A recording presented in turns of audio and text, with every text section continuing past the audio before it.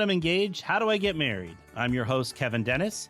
In addition to leading the charge at Wedding IQ, I also run Fantasy Sound Event Services, a lighting and entertainment company based in Livermore, California, that I founded over 35 years ago. Each week on this podcast, we'll explore a new corner of the wedding planning so you can prepare for your I-dos without the stress. From budgeting to booking vendors to day of drama, let's talk smart wedding planning.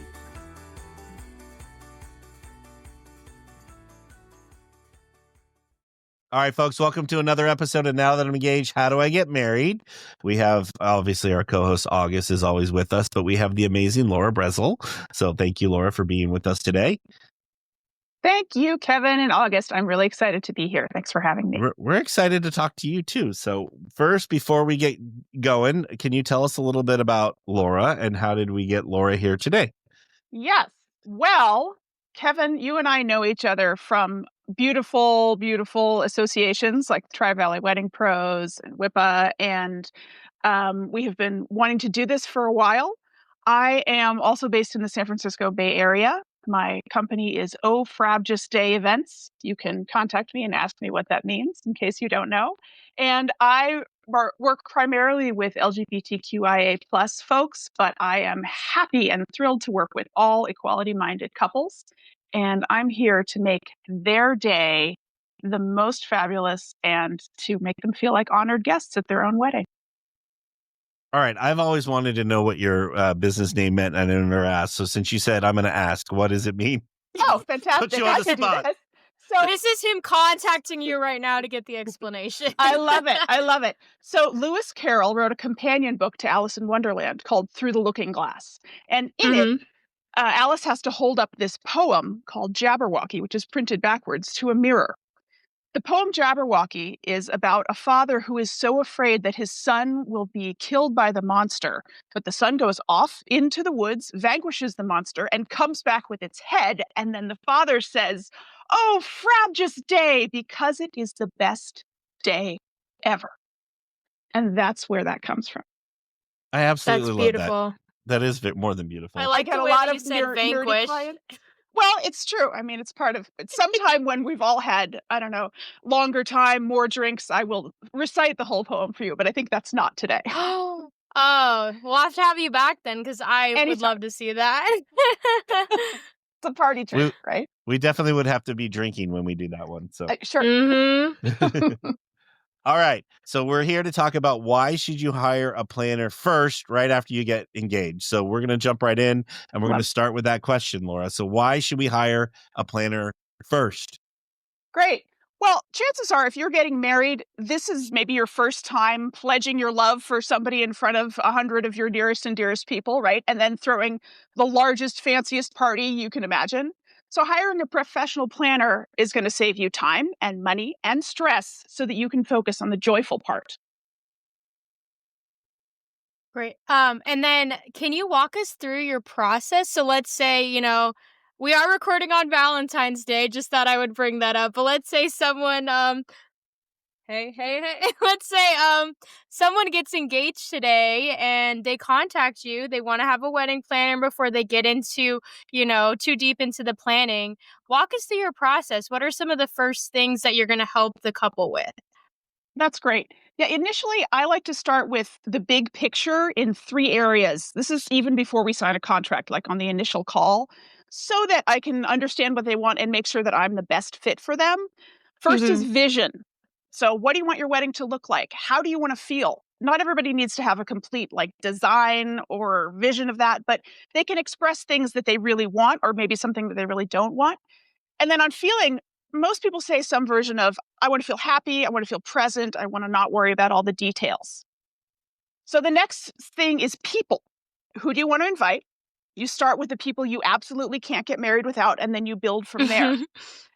Knowing if this is it's going to be 50 people at a restaurant or 250 people in a field in the middle of nowhere, those are really important things to know because those are way different events. And then also, if it's a challenge for them, if guest list is a thing, I like to suggest that they invite the people that they would like to invite to their home for dinner in 5 years. Oh, And I it like that. really that really helps people sometimes to get a little perspective on that. I mean, there are 8 billion people you're not inviting to your wedding, No, so I haven't heard it put that way. I have heard the one where it's like, oh, if you haven't like physically seen them in a year or like texted them or talked to them. I mean, family's a little bit different, but like friends, right, that's kind of a good way. But I like the future thing too, because sometimes it's like, well, yes, they're a big part of my life right now, but like I may switch jobs, I may move, right, and maybe, we won't be as close. right, like that friend at work that you see every day. Would they still be your friend? I don't know. They're good questions to ask. I mean, it's proximity too, but Totally. that's a great way to put it. Yeah. Um, Also, the third thing that I think is really important to touch on in the very beginning of planning is budget. How much can you Mhm. realistically spend on this? Is anybody else contributing? And what does that look like? Are parents helping out? How much say do they want? And how much say do you want them to have? Those are not always the same answer. So I start with those Mhm. three areas that kind of define what we're going to work on so that we can then get started on the details of the planning. I love that. And I love that, how much say are they going to have? Because there are some parents that think the wedding belongs to them and it's their wedding. Yeah. So, Yeah, I that love that. exists. All right. So now we've gone through that first process and we're moving on and now we got to start hiring folks. So how do you take them through to start hiring creative partners and folks that they're going to be working with on the day of their wedding? Awesome. Next steps. So I think it's really important to match vendors to the couple, not the other way around. I mean, don't get me wrong. I have a lot of vendors who I just love, who I want to work with all the time, or folks that I know that I haven't worked with yet that I'm like, oh, we got to do a wedding together. But each vendor needs to have the right personality, service, and budget for that couple. I mean, for personality, like a couple should feel totally listened to by all of their vendors, but some of them, like the photographer, is going to be really, really involved with you on your wedding day. So you've got to feel really comfortable with that person. I mean, it's totally great if you love your caterer, but they're unlikely to see you in like various stages of undress. So it's a different relationship than it is with like your photographer and your planner. There's also knowing what a particular vendor will provide and if that's a good fit for the couple's vision. Like, for example, I had this recently. I had a couple told me they wanted or got to a place where they wanted a dark blue 4-tiered cake with sharp gold Art Deco design. So I know that cake is gonna be more successful in fondant than in buttercream. So I'm gonna recommend a Absolutely. baker who's great at working with fondant. Now, a couple may have tasted fondant at somebody else's wedding and been like, "That was gross, I don't want that." But if you want your cake to look like that, just don't eat the fondant, it's fine. I think it's fine, but it's my job to ask those questions and make them match to get them to the right vendor. And on budget, they haven't done this before, probably. They don't know how much something should cost. So if I understand their overall budget, I'll match them with a vendor who's going to provide the best value for what that vision is. Value is not always the same as price.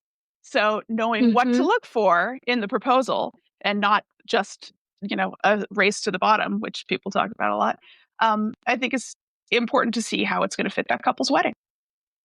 I think you brought up a good point. It's not always apples to apples when they're looking at people's proposals. So that's a good point. And then you also brought up too the photographer. I Mhm. always tell my couples you're going to spend more time with that photographer on the day of your wedding than you are anybody else. So you got to need to make sure you really, really like that person. Cause I had a bride one time that came to me and grabbed me like by the arms and she goes, Kevin, you need to do whatever you can to make sure the photographer is not near me or talks to me the rest of the wedding. And I was like, okay. And I was just didn't know, but it just something obviously went horrible wrong. I didn't even ask the question. I just ran Mm, interference the rest of the wedding. And so, right. and at the end, she gave me a big hug and thanked me for helping her and she was able to enjoy her wedding. But you're so Um, right Well, and well, Kevin, no, when you brought up that story before, you said too, like, think about your relationship with the photographer or videographer doesn't end when the wedding ends because you still have to, continue to communicate them to get those photo and video back. So make sure it is someone that you like because, yes, not only is it, and like when we talked with Adam, if you do an engagement shoot too. So you really are spending copious amounts of time with this creative partner. Totally. And engagement shoots are great ways for you to figure out if you're going to like them, Right. right? It's like a dress rehearsal in some ways. Yeah, that's exactly what he said, actually. So, Yeah, no, it's yeah, no, I love but an I engagement mean, shoot. but everything you said, Laura, is just like one of the reasons why you should hire a planner first. Because I mean, especially someone like you come with over 20 years of experience. That's knowing, different creative partners for 20 years, getting Right, yourself into situations and learning and just having someone who can easily make those recommendations and know exactly what you need is just going to take so much stress. Just like, let me go to Google and try to figure this out. Like, you right, have someone guiding you. right, right. Like, this is a photographer. They seem fine. Maybe. I mean, great. There are a lot of really great photographers, but if you don't know how that's going to fit with what your vision is and what they really do, you're just going to have a harder time and you're going to waste your time and get more Yeah. stressed out about it. Yeah, and I agree. Even like we say that in our company about DJs, it's about finding the right personality. We all can do it. We have all the same equipment. We have all the same music. How do you mesh with that person? So Totally. yeah, I agree with you. So how can hiring a planner early help couples save even more time, even more money, and even more stress? Oh, yeah, great. That's why we're here. I mean, as a planner, I know what you need to do and when you need to do it. So you start, as I said, with your vision, guest list, and budget, right? Those three things are going to dictate your venue choice, and then we can move on from there into the rest of your vendors. And look, wedding planning is, after all, just project management with emotions, right? So if what I like to do is I'll give couples a personalized schedule and we're doing certain steps each month. And then everything happens in the right order at the right time. And that takes out a lot of the stress, a lot of the guesswork. And then you just say, oh, these are the decisions that I'm making in February. Great. Those are not the May decisions. That's fine. We're doing this now. Let me give you an example of having a planner with you versus not. Say you are engaged, so wonderful. You find a venue that you love it, it's fantastic. It seats 120, sure, perfect. And then you go and make your guest list, and it has 180 people on it. So that's either not your venue or some people are coming off that list. When you work with a planner, you don't have to waste your time getting stressed out and getting all sad that you found this venue that won't serve your needs because we won't even send you there. We won't suggest that venue. Um, Also, can I just a little shout out? Venue capacity that you see online or in lists is probably the fire code, which is very important, but not necessarily a comfortable number for that space. I'd say, as a general rule, I like to say 20% under the stated capacity makes for a really comfortable party. But that's not something that a couple would necessarily know, right? I would agree with that. At one of the venues I used to work at, I think what was advertised was like 330 or 320. But honestly, one of the last weddings that I worked there, we had it at 280 and it still felt like way too much. It was so packed, like there wasn't enough walking around space and it was very hard for the banquet staff to kind of navigate their way through the tables during the dinner service. So I think that's also, I mean, if you have a planner, great, they can navigate that. But just for couples too, if you are venue searching, that's a great question to ask. Like, I understand we technically could fit this many people, but are we actually going to be comfortable? Right. It's actually a really important thing to think about. I mean, the other thing, and then we touched on this a little bit, just about having experience in relationships. Like, as a planner and as, all vendors, we have these existing relationships with other vendors, and there might be certain deals that your planner can get you. Now, I'm not talking about kickbacks, and I'm also not talking, which I think are unethical, actually. But I'm thinking about, like, and I also don't think about like, a planner's not going to go and beg some vendor to make for a cheaper price. Absolutely not. But what I'm talking about is that a baker who loves working with that planner so much that they'll throw in the delivery for free, or a Hmm. code that gets you 30% off your invitation suite, or something like that. I mean, those little things add up. Um, Totally. but so does understanding, like, a couple's priorities and being like, okay, you actually need one photographer for 8 hours, not two photographers for 12 hours, based on what you want. I mean, that's Yeah. thousands of dollars that a couple might not know they could have saved, that really, and no shade to photographers. I mean, fantastic that we need them there.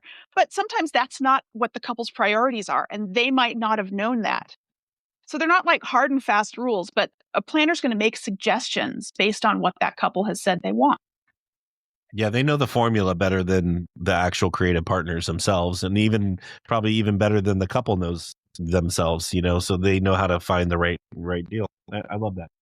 I also love when you brought up the personalized schedule for each month, because I feel like that also really helps those type A couples that want to take control and just, have to have things their way. But I'm a very type A person, and I know that that would calm me down knowing that, oh my gosh, my planner actually laid it out in front of me and I can actually see when things are happening and I don't have to feel like we're forgetting anything. Like that definitely would take off a load of stress. Yes, that is really kind of the point of having that structure so people can see, oh, yeah, I'm going to do this in February. I'm going to do this in March. If I miss this one thing in February, I can do it in March, and that's fine. Yeah. Oh, that would make me just, way more comfortable. Absolutely. All right, good. All right. What advice do you have for couples that are feeling like overwhelmed by all the choices? Because there's so many choices when you came. Like when my wife and I got married, I was overwhelmed by the cake. That's the one thing that That was overwhelmed your us. thing, huh? Cake? Why? There was we stupidly went to all the bakers in one weekend, and I was over eating all the cakes by like the last couple bakers, and I was overwhelmed. So I that feel was like that's always the scene you see in movies or in TV shows, like when they're wedding planning. It's always them eating like 10 pieces of cake. Like you don't see anything else. It's always Right. the cake. And then being like, oh, that was Yeah. on And then Father they the go with Bride. the store-bought cake, It's Right, always the same exactly. trope. Exactly. No, I mean, really, what you should do if you're feeling overwhelmed is you should get professional help. I mean, like, that's why we're here. That's honestly why we're Get here. professional help, Get Kevin. professional help, No, look, I love to We all present a know I need couple that. with hey, so says we all. I like to present my couples with like 2 or 3 potential vendors in a category. I don't need them scrolling through 25 potential bakers or photographers or videographers without knowing the questions to ask. And I like to remind them, I come back to our initial call or our initial meeting, what they told me the purpose of the day was. And when they get off track or they get overwhelmed, I like to help them remember, okay, does that decision serve your vision? Right? Also, I love the way you said that. yeah, Does this that's decision what's serve your vision? does this decision serve your vision? I love Right? that. And sometimes you have to make a decision that you don't like very much. That's okay. Like, oh, all the cousins? Really? Okay. And it's true. And then you have to. And that's, you understand. But you making the decision with your vision in mind. Also, when couples are overwhelmed or have an overwhelmed moment, like somewhere down the line, I like to make sure that whole cadence of communication with the vendors isn't overwhelming for them. And that means sometimes that I talk to the vendor first and filter out some of the questions that the couple has no idea that they need to answer or shouldn't know that they need to answer. So the couple can talk to me about their vision, and then I talk to the vendor with the details. And then we can come back and have a shorter, more succinct meeting with everybody. But everybody has the background that they need. Like I don't need to sit with a caterer and a couple and discuss the difference between a 9.5 or 10-inch plate. They don't care. Yeah. Right? They don't need to know. Well, and that's where the time saving comes in, right? You kind of did the legwork for them, and now they're just talking about what they need to. Yeah. Perfect. Okay. Do you think you can share with us a few more real life examples of how hiring a planner early on, like, really saved the day and just, saved the couple that time, money, and stress? Totally. Let me give you a great example of a couple who came to me early. I mean, with each other and not really any farther down the line. It's my favorite, right? Start from the beginning. Love it. But they had a venue in mind that they loved. So we also went through all their shared vision, their guest list, and their budget. And those things that they said they wanted just did not work with that venue.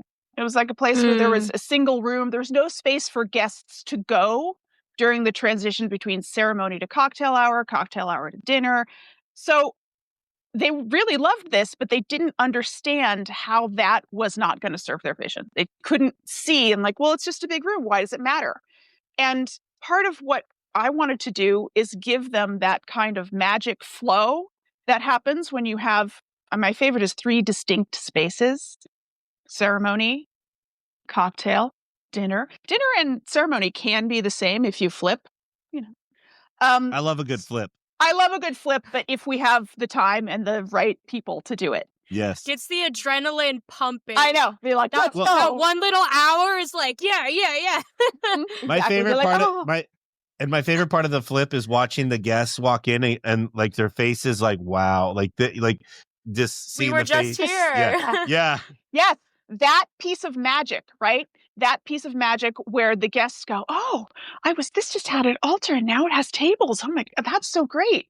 So, I mean, I was able to suggest to this couple like a different venue that had a similar feel, but it had those 3 areas. They were totally thrilled. I mean, the point of working with a planner early is to get the guidance you need based on what you want, so you're not wasting time and money making mistakes that you have to fix later.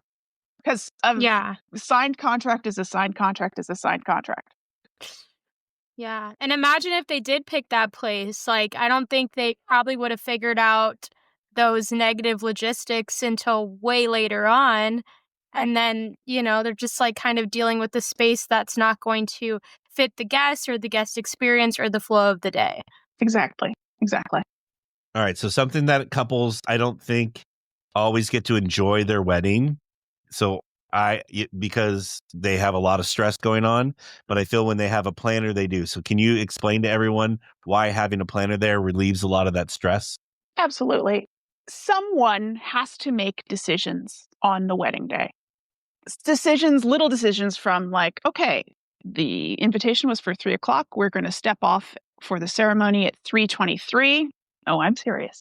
And that's going to look like this. And here are the people. And here's how that's going to go. And we've expected this to take 16 minutes and it's going to take 22. So I've told the caterer to hold the hors d'oeuvres, and the bartender is not yet shaking ice because I can hear that from the ceremony. And that drives me nuts. It drives me insane. And all of these little things that are hopefully planned all in advance, and you're kind of waiting for something to go wrong, right, on the day, and handling it before the couple knows about it. I mean, unless it's like a table falling over, which has happened. I have seen that happen. Most things that go wrong are going to be something when you have a planner there that the couple never knows about. I mean, I will tell my couples 8 weeks later when we're looking at the photos, you will never guess this most hilarious thing that happened that you didn't know about. When they don't have to worry about that, when they can actually do the most important job of the day, which is being married, being present, having a great time, just having a blast, that's their job. That's all. That takes their whole mind and body and soul to do that, right? They don't need to be worried about like, well, has the water been poured yet? No, that's not important to them. They need to not be stressed about that. And having a planner on your team is basically the person who would make all of the decisions that you would make if you were not busy being the most important people in the room. You get to enjoy it. And sometimes I like to put myself in the shoes of, let's say you are that couple that didn't hire a planner, right? They're like, it's okay. Like, my friend's going to handle it the day of. And let's picture this. It's like you get engaged, you start planning, you spend months upon months hiring vendors, picking out your tablecloths, making your menus, like putting all of this insane amount of work into your wedding. And you did all this work on the front end and you get to the day of, and then you're still the one who's working. Like, imagine that. Would that not just suck? Like, don't you want to be present in the moment and just enjoy and have someone else take care of all of that? Someone who's been there from the beginning, who knows all the details, who knows everything about the day. Like, that would just be really unfortunate if you just didn't get to enjoy the day at all. Totally agree, August. Well, I had a bride one time. We were doing a wedding and she had the timeline. She didn't have a planner. She had the timeline on her sweetheart table, and she was like micromanaging her wedding. And it was just like and I looked at her and I said, literally. And I said, girl, this is how it's going to go down. You're giving me that piece of paper and you're going to sit back and relax. You're going to enjoy this wedding. I go, you have us wedding professionals here. I go, we will make sure everything happens. I go, everything doesn't always happen to the minute that is said on that piece of paper. And that's because we're in the wedding industry. We're the greatest at improvisation. That's what we are. We improv and we make it up, and that's what we do. Right. And so you just need to relax. And I think having someone there is just that, gives you that avenue to relax. I'm going to just relax. Yeah, absolutely. And yeah, we are the great yes and crew. It's true. Things don't need to happen at exactly right 7:00. We have to go into dinner. Okay. That's another reason I don't always love putting up a schedule for guests to see, because there's always that one person who's like, it says 7:00 dinner and it is 7:03. I think they're cute, but just don't put the timestamps on there, right? Like, you can put the order of events, like cocktail hour, dinner, cake, dancing. That's fine, but I agree with you, because I've had people come up to me too and be like, it's 7. I'm like, great, they're taking sunset photos. What would you like me to do? Right. It's just the way the day flowed, and it's not that serious.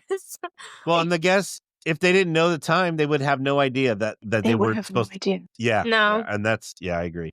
That's a good reminder too for couples, like when they're making decisions and they're like, oh, should I get this pink napkin or this pink napkin? Or this one is $1 more. Like, your guests will not know that you had that choice. They won't know. I tell our couples that all the time. Yeah. You're the only one that has seen all the choices. And if it doesn't fit the budget, don't do it. Don't do it. Yeah. They won't know if you got rid of something because it wasn't there in the first place. If you didn't do the customized cocktail napkins, they won't know. Right. Exactly. Yeah. Exactly. Yeah. And a planner will help you, figure all of that out. A planner will help you figure all that out. And if you have wanted customized cocktail napkins with, your 2 dogs on it from the before you got married, great. That's wonderful. You can absolutely have that. We're not here to be like, you have to have the wedding we want you to have. Absolutely not. We want you to have the wedding that you want to have. Yeah. Well, and I think too, I know we kind of started this conversation with, how does hiring a planner help the couple relax? But I think it not only helps the couple relax, but also the wedding party and also the family. And I know I talked about this a couple episodes ago, but my little sister just got married recently. And, I helped with a few things because, I have a background in that. But I kept asking my mom and my sister, I'm like, let me know what I can help with. Like, I'm here if you need anything. And they were like, no, we got it. And then, we get to the day up. And of course, overall, it was beautiful. It was a great wedding. Like, everything went amazing. But after the fact, my mom was like, I can see why a planner was a good idea, because she said, I just couldn't sit and enjoy the moment because, like, me and her were cutting cake and we were, making sure the buffet line was moving because we had just catered, dropped off food. And I never try, like, and maybe you guys do this too, like, as a wedding professional, you never want to assume that, like, they need your help. You're like, okay, I'm here if you need me, but, like, you do you, boo, But I just thought it was so funny that my mom was like, I just kind of wish we did have a planner because I kind of wanted to be more in the moment. And I think you have to think about your family too, right? Yeah. Like, yes, of course, you, the couple, want to enjoy the day, but what about your mom? What about your dad? What about your wedding party? They also want to be there and share that moment with you.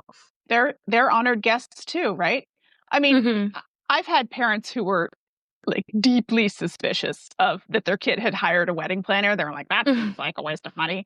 And at the end of the wedding, they thanked me profusely because they got it. They saw, here's what I did. And that's just what they saw. That's just on the surface what they saw. To make their kids have the best day. And they were finally so happy that they got the sense to be like, oh yeah. And then I got to actually sit and eat cake instead of cut cake and figure out how to do that. Which, look, we're not trying to say everybody has to do everything in a way that we're going to tell you. We're trying to make it actually fit each couple. That's the point.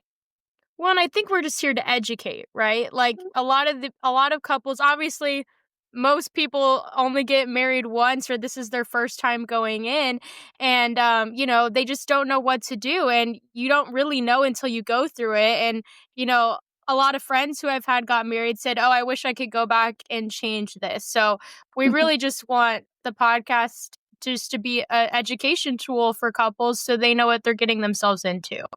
That's amazing. I was going to say too, one thing you forgot, August, is it's the creative partners are more at ease and relax.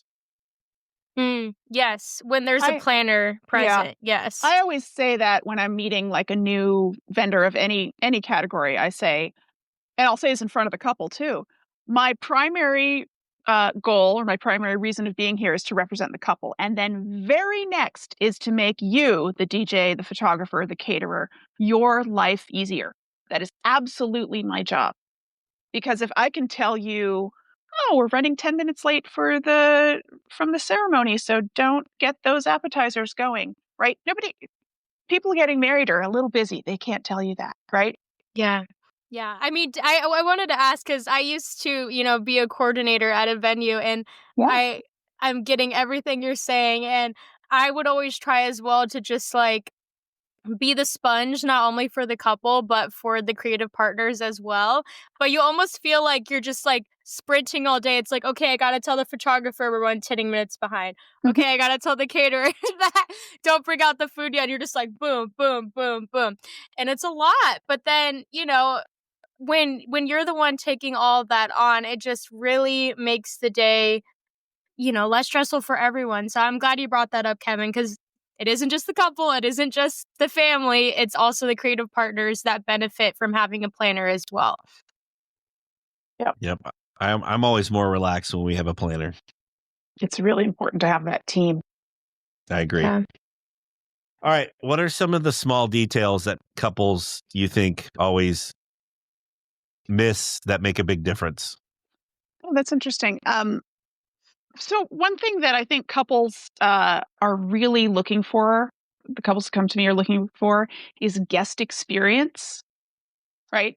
Because look, if it's just about you and the person you're marrying, go to the courthouse, spend $108, you are done, right? But it's not. It's about your community, your family, your friends. So you want to do the things that work for you, but also be sure that you're really thinking about your guests as you're planning this. So things like if your ceremony and your reception are in different locations, well, can you provide transportation for your guests?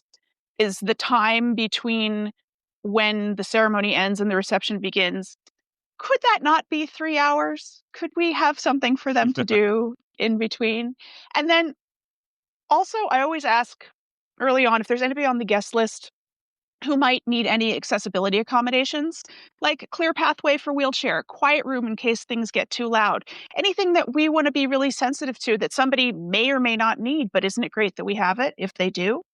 And then also one little thing that I really like to recommend, and this does feel a little bit formal to some people, is assigning seats, not just tables, so that your guests feel like, oh, they thought about me. Here's my menu or my place card or whatever, and everybody's going to know. I mean, let me tell you, it makes it easier on your caterer. It makes it easier on so many things, but also your guests don't have that feeling of, this is my first day in the new 7th grade cafeteria, and where do I go? They want to know that you thought of them, right? They want to know that it's important to you that out of those 8 billion people, you picked them to come to this wedding. We are big advocates for the seating chart and the assigned seating. Love it. And if they move, right? But that's okay. You want them to be really comfortable. Like you're sure that I should have been at this wedding because it's great and they wanted me here. Yeah, and I really like the ADA, making sure that, people who may be sensitive to loud noises or, maybe elderly people have a place that they can sit as well. I think that's so important because, that is definitely a minor thing that people don't think about. And having a planner, they have a plan B. Or, at my old venue, we would also get like breastfeeding people, like where do we go? Like we have a wedding suite right here. We have a lounge over here. So that's important as well because those are little things you might not think about. And if they're coming up to you the day of, we already have a plan in place.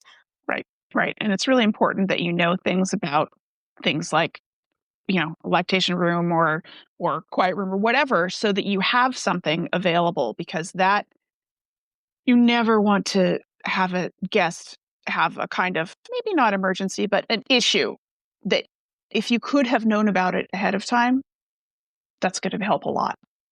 Yeah. I agree. Kevin, should we get into our top takeaways from the episode today? Well, I think mine is simple. It's you got to hire Laura from the beginning. I think Yep. Specifically Laura. Well, but I mean, if you think about it, it's just that's what it comes down. It's just you need that help and guidance, and it's you only do this one. Most people only do it once, so you want to make sure you do it right. So that's the biggest thing is you need the help to go through it because you don't know what you're doing. It's like buying a house or buying, go think of any other big life, moments. You don't know what you're doing because you only do them once most of the time.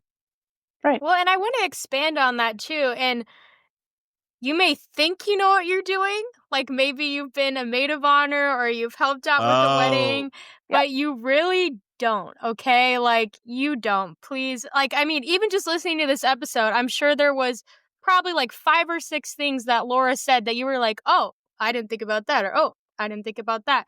And and with every different vendor, with every different venue, there comes a whole bunch of different logistics that you didn't think about because they're specific to that creative partner or to that space. And, someone who has a lot of experience and has dealt with so many different types of situations, they're not even second guessing it. It's just muscle memory to them at this point, right? Like these planners know exactly what they're doing and they're going to guide you towards your vision. And I think that's something you have to think about. So, how do I put this? Like, in a nice way. Like, you probably don't know what you're doing. I don't know how to say that nicer. But I totally get your point, August. And I think also what's here is, for people who've been a maid of honor 27 times or whatever, that's great. And you've been in a lot of weddings. Wouldn't you like to enjoy the next wedding you're in or yours? Yes. Yep. That's How about it. that? Well, and it's someone that's freshly been married, has lots of opinions. Well, at my wedding, and finally I'll look at him and go, "This isn't your wedding. This is a completely newsflash." Yeah. I know. That's a really important piece. That's a really important piece because we all look at everything through our own paradigm, through our own perspective, and we say, "Here's Looking what glass? Everything has to be." Ha ha! Through the looking glass. But you really have to. What's going to be the best choice for this couple? I mean, I feel like my takeaway is to always remember that second thing I do, which is to make the whole vendor team and everybody have a better day, and to make the whole family and wedding party have a better day, because we're all on the same page about what we're giving this couple. I call it team couple. We're all on team couple. Team That's couple. Right. Woo! Yeah. Well, yeah, I guess that's kind of my takeaway. I know I kind of piggybacked off of Kevin, but Cheater. And I really like your. How dare you? You need professional help, Kevin. I do. So true. And I like Laura's point too. Don't you just want to enjoy the day? Like, girl, sit back. You've done 27 weddings. Just enjoy your friend's wedding. I just saw that movie the other day too. Really? What movie? I've seen that in a long time. 27 dresses. It was on like one of the channels, and I just got anytime there's a wedding movie, I get stuck. It's on my list. I haven't seen that one yet. You have not seen that one? Okay. Oh my God. What did I tell you? Okay, Laura and audience, for your reference. I'm doing this New Year's resolution thing where I try to watch a new movie a week, but it's been more than that because I am tired of people like Kevin when I say I haven't seen this movie and they go, "Oh my gosh, you've never seen that." And I'm tired of it. So I'm working on it. I'm recovering. Give me a sec. So it's on my list. I'm getting there, Kevin. No problem. If you need recommendations, you just let us know. Oh, I will. Yeah, I'd actually put something on my Instagram story. Tell me your favorite movies so I can watch them. But yeah, Laura, if you got any, text away, girl. Text away.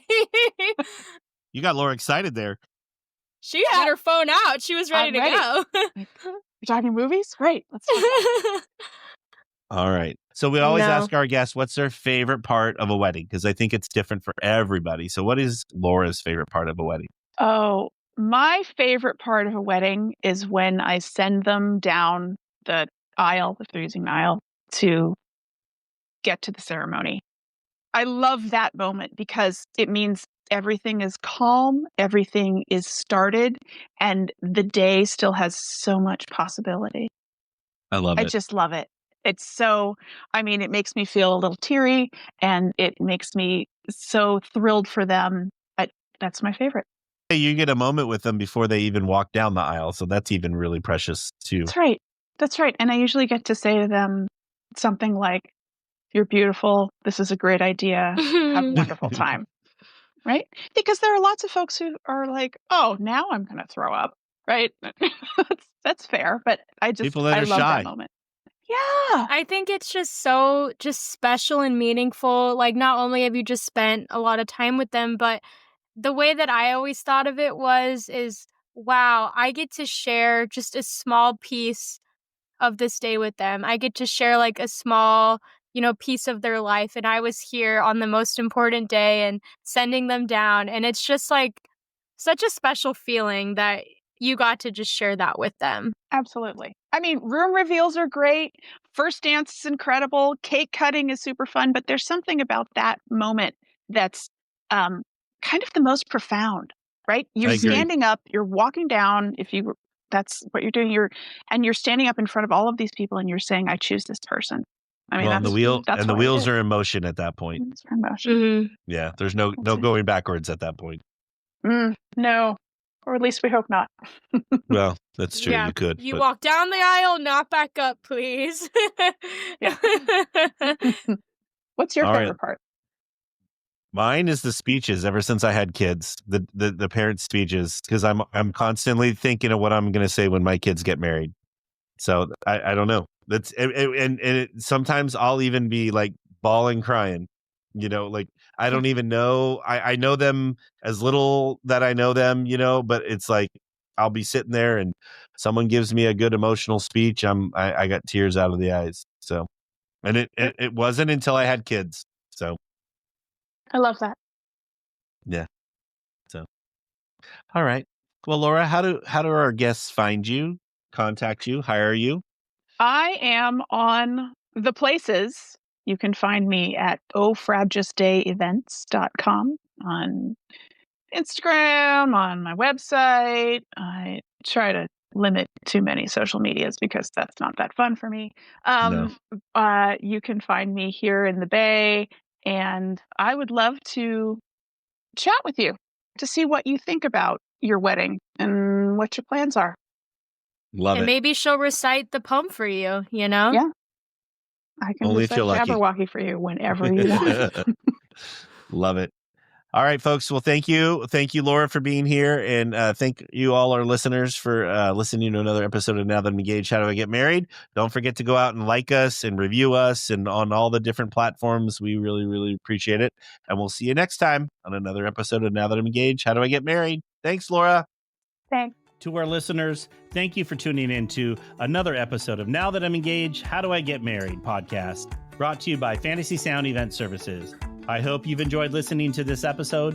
Please get in touch with me if you have a topic you would like us to cover, or if you are struggling with your wedding planning. Please be sure to submit a question at podcast@fantasysound.com. I encourage you to check out our other episodes on Apple, Spotify, or wherever you listen to your podcast. And if you're a fan, we'd love if you would subscribe to the podcast and leave a review. It helps others find our podcast so they can learn from our guests too. And to everyone listening, happy wedding planning.